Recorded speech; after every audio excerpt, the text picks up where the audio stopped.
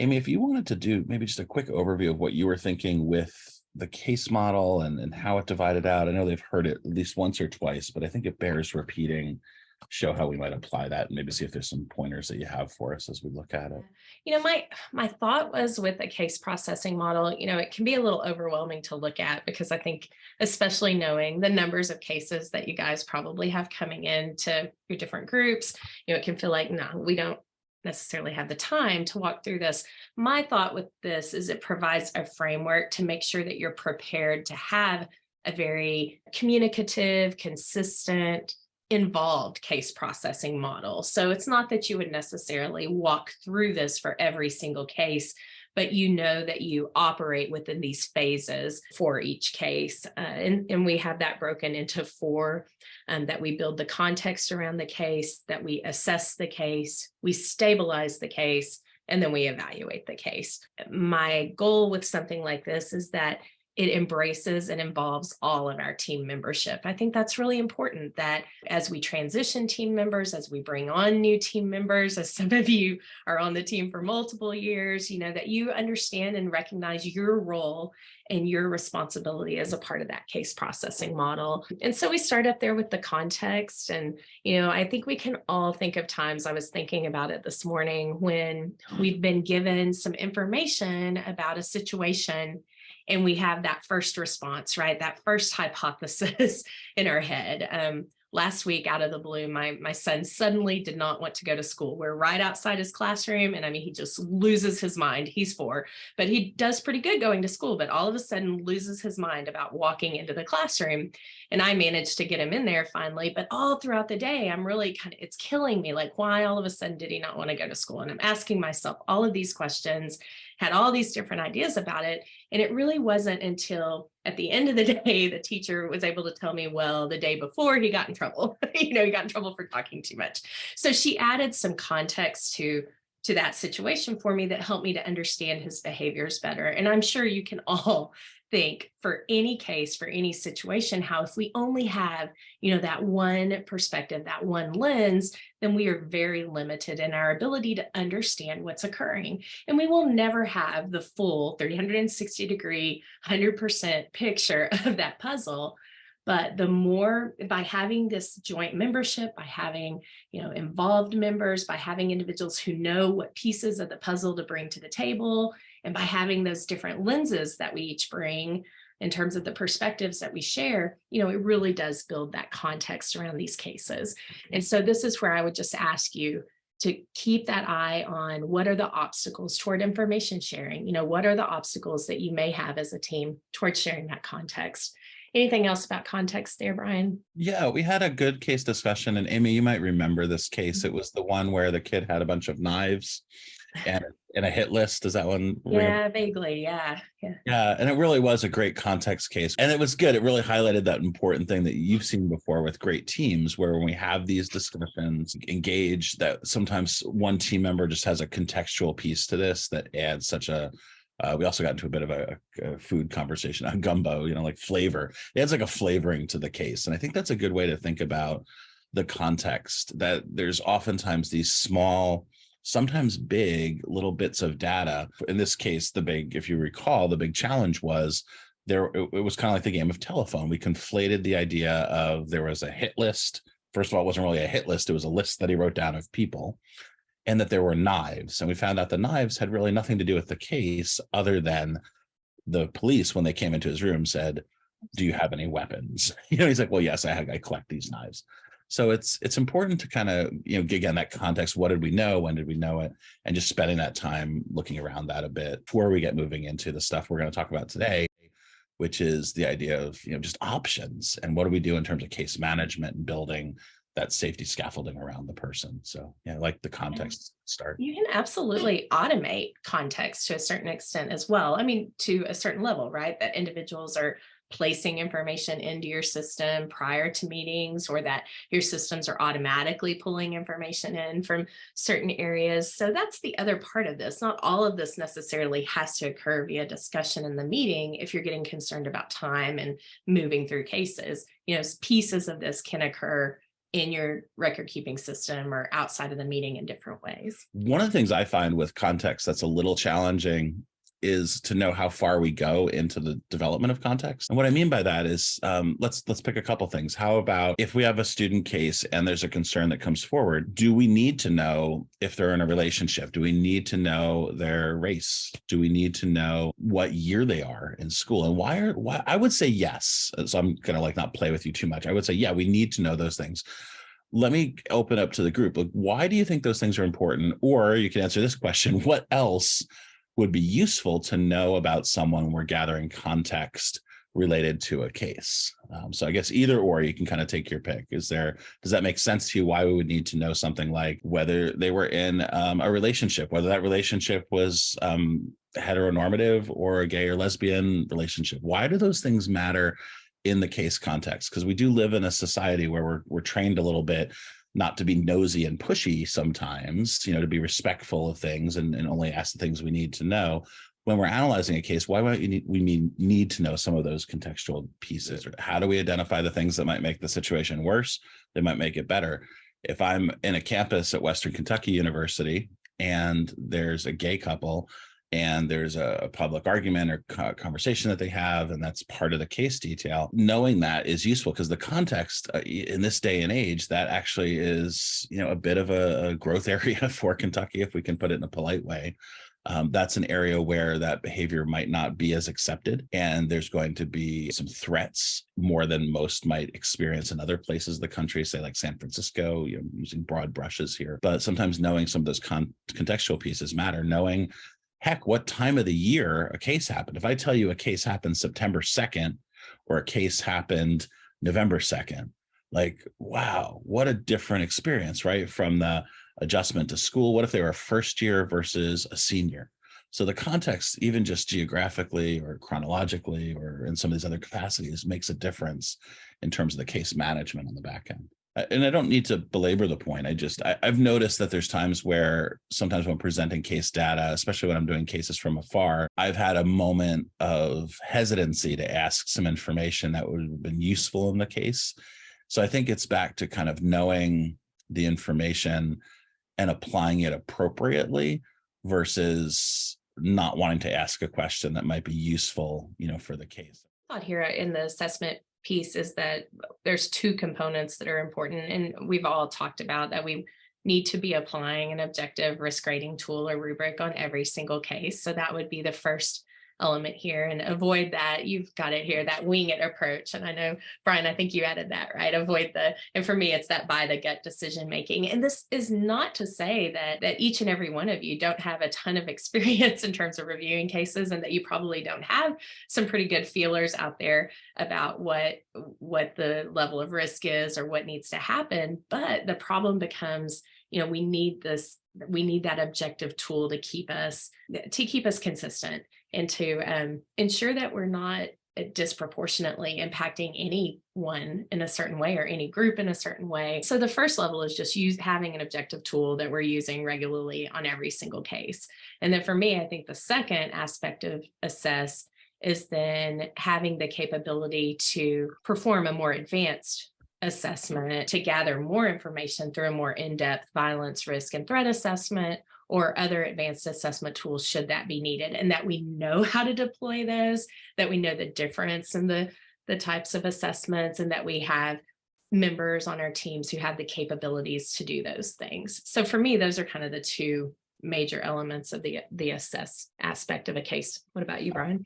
I think those are really good. As you're coming in, I think the issue of so much of the work that you're doing falls into this really good, informal, caring, kind of homegrown process. And we were saying, I think, especially near the end of the day, the last thing we want to do is come in and mess any of that up. That's working.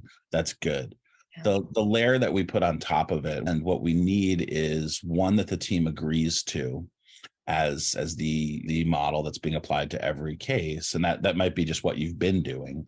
I think for us, we might look at strengthening that with a little more research and support, which is an easy, almost a template that just gets laid over it, just making sure we're not missing things. So if there's already a system in place, and then it might be using pathways when you get to, it wasn't the intended design of it, but if you have something that ain't broke, we're not going to break it. Like if it's working and good, maybe pathways becomes a bit more of a case management tool in that space where we can overlay pathways onto cases that have been identified at different risk levels to help almost as a checksum. I use that technical word a lot.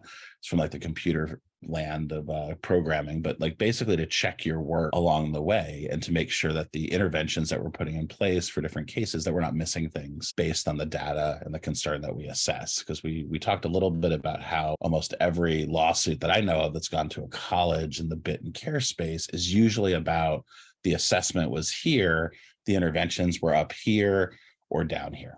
And we want to make sure that they're consistent, that we're really putting the right size intervention attached to the right size assessment. I know, Amy, we've talked about that before too. Yeah, absolutely. And consistent across cases to a certain extent, right? Cases at the same risk level, that we are acting in the same manner. Because otherwise, then, right, people could question, well, did you do this based on a demographic indicator? Is that why you treated this person in this manner and this person in this manner? Or is it because this one was an athlete and this one was an international student? Whereas when we have a rubric, there's a reason that we made that. Yeah, and it's intent versus impact too, right? I mean, like we talk about this, like I don't think anyone on the team would be like, you know what we should do? We should really F around with this faculty member or student because of their maybe. Madam, I feel pretty solid saying that. Yeah, no, I felt really secure that like people were really had their heart in the right place. Part that I think is important is that it reminds me a little of like a Title IX process where you might have someone years of being an advocate, years of being on this side of the fence, doing very little treatment of sex offenders, doing lots and lots of victim work. Don't want to be in a position working as a fair and impartial arbiter of Title IX facts in a formal space. The perception of it still becomes a bit of a problem. So you can be right, but if you're not showing your work the right way or having that defensive strategy, it leaves a hole in that fence. And that's something that it's less important in some ways because it's the legal defensibility of our decision making. That's obviously important, but actually helping the students and keeping them alive and functioning and participating and achieving.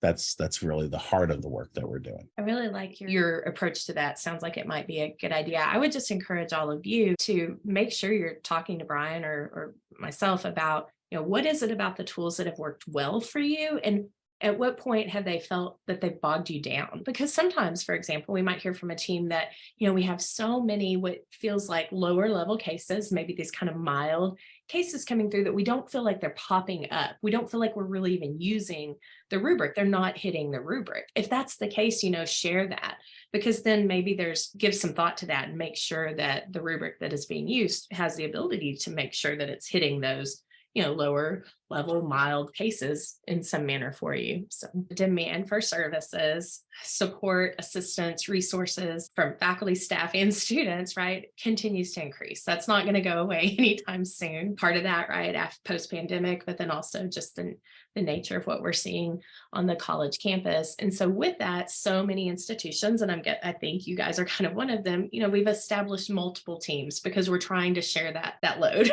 We're trying to spread out the responsibilities. And so I was sharing with Brian, we've been very committed to sort of the one team model. And it is a strong practice. It is a way to maintain centralization and consistency, certainly by only having one team that manages everything.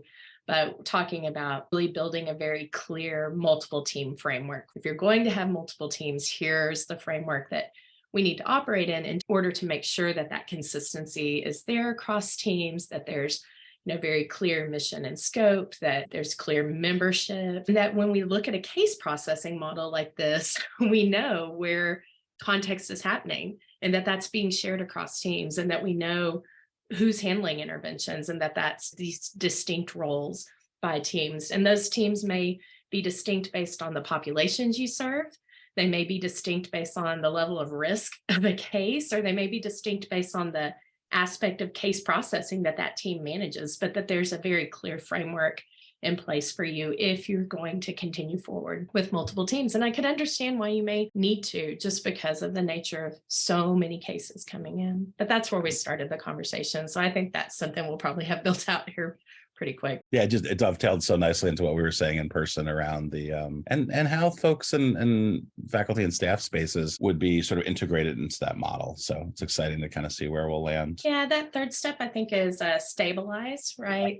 So we've built context, we've assessed the case, we now have a level of risk that we've determined, as well as good information around the case. So now we want to stabilize the case with interventions. And that really means we're focused here on reducing risk factors and promoting protective factors and mitigating factors, making sure that the interventions that we're using are aligned with that referral checklist and service audit, that they're legal, they're accessible, they're flexible, they're affordable, they're proximate. Like here, we really want to make sure that the interventions we have to offer are in alignment there. We want to have clear discussion about who's responsible for the different actions, the timing of the actions, the coordination of the actions across processes or across units. And the one I'll point to here, Brian, and then you can jump in, is this one about, is there a need to advocate or broker for the individual related to the intervention? I think sometimes people are like, what does that mean? Well, this is in situations where maybe you're needing to get an individual access to a resource that they haven't previously had access to, that you need to help them, maybe with an off-campus resource to go in and advocate that they be able to receive this service, or broker with the counseling center that, this individual needs this type of assistance, that you're providing some advocacy on behalf of, that you're making sure that they have access to that intervention that you're hoping that they can have access to. So anything else on that one, Brian? Yeah, I mean, so many things, right? I love the brokerage idea. And that, like, I think about a lot of the bit team work that I've done over the years, both in person out of school and then traveling, and so much of it is based on relationship. It reminds me of the old saying that Carolyn Wolf, one of our attorney friends, puts out there, that like knowing the law is good, knowing the exceptions to the law is even more important. And I don't know that brokerage always translates into exceptions, but Amy's taught with me long enough to know that she just needs to give me a little jumping off point, and off I wander. The thing I would say here is that there's times where we might have a policy around, say, a student refund policy, a late ad drop, cap on incompletes, the whole thing related to medical leave. There should be an entire graduate course dedicated to the challenges of voluntary enforced medical leaves. Like, it would fill an entire grad course. It's so complicated and so simple, and it's a big mess. So yeah, there's times where I think having those relationships, allowing you to broker some deals in terms of, how we come together and work together to achieve that common goal. Sometimes it's not just what's written on paper, it's kind of how those agreements come alive. Is that too touchy-feely, or is that anywhere near what you were saying? Yeah, I think that's I like how you said it, that that's a really good point that I wish we'd added in here. I had not necessarily thought about that when I wrote the term brokerage, but you're absolutely right that there are times that, I'm like you, I'm hesitant to say exception, but that there has to be that consideration at this step as well. So yeah. I mean, it reminds me again of just, hopefully we're going to transition to story time with Amy and Brian, but like, I remember a case that we worked together that was a powerful one at a large Texas university that shall go unnamed.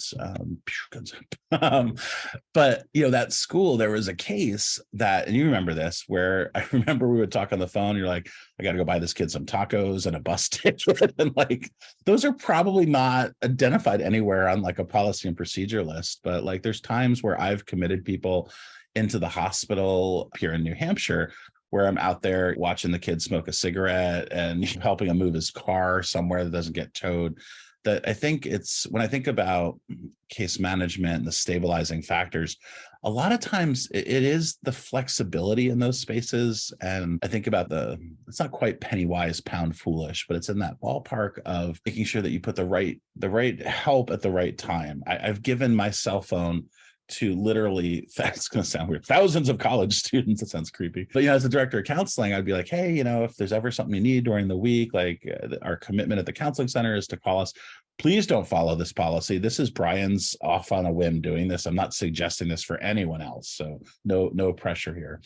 But I'll tell you this, out of the easily 1,000 times I've given out my card with my cell phone scratched on the back, like 2 2 people called over 10 years. Like, and I don't know if I was just lucky, but I think it was just knowing that that was there. So sometimes those subtle personality stabilizing things that we do might not fit so neatly into a policy and procedure manual. And when we start to move away from standard policy and procedure, and Amy has rubbed off on me over the years on this, I think it's all the more important to work in a team approach, to have people who can look at those interventions to avoid a vacuum or a silo. I had some counseling staff who were concerned about some students that were coming into counseling.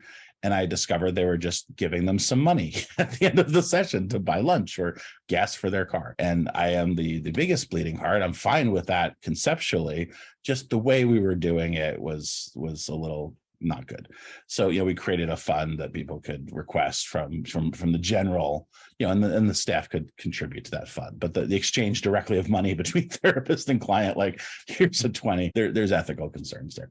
So it's, creatively, and I think within some of those exceptions and within the boundaries of what's acceptable, being careful. I've had some other stories that have gone too far where it's always the hockey coaches having students sleeping on their couch. Like, they were suicidal, Brian. I didn't know what to do, so I had them sleep on my couch. I'm like, well, okay. Like, so on some level, it's a really loving, caring team sports ball connection. They care about each other. On another level, like, the liability risk of that's just like going through my brain. So how do we care and help and stabilize along with doing that in a legally defensible manner? Amy, anything connect with you on that? No, it was a burrito, not a taco that I bought him. But again, no, I think that was, I really like that you had that conversation. It's the having the connection to them, like knowing them, especially when you're working with what we might refer to as like a closed community that has unique language and conversation and culture.